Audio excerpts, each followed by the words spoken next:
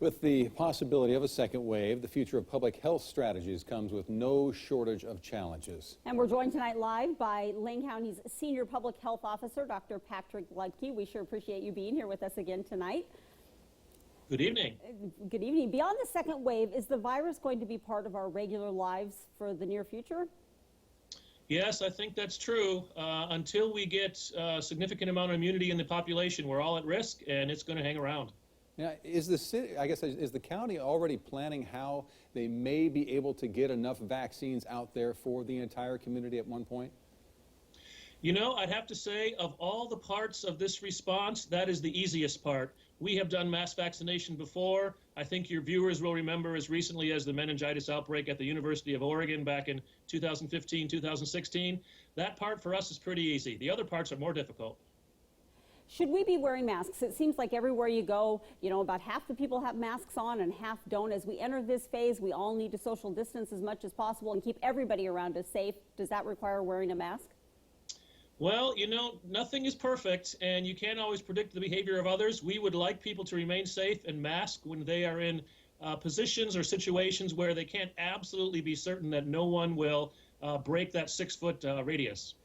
What challenges are you, preparing for during this phase one? We spent 7-8 weeks, kind of with the stay-at-home orders. Why 3 weeks for phase one, and could it, be extended easily to 4, 5, 6, 7 weeks and beyond?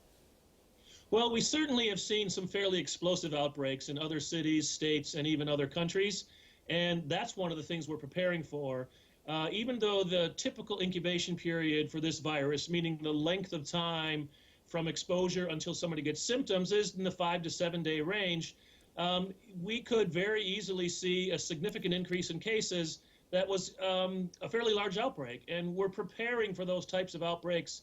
I suspect some of your viewers have been looking at Marion County, a county about the same population as ours, but we only have 61 cases. They have over 700. So we could see something like that, and we're preparing for that.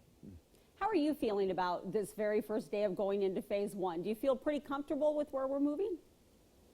Well, I feel that we're prepared for this step. I certainly have some energy. I think, like probably most people in our community, it sure is nice to get out and see others and experience the joy of a beautiful Oregon spring day.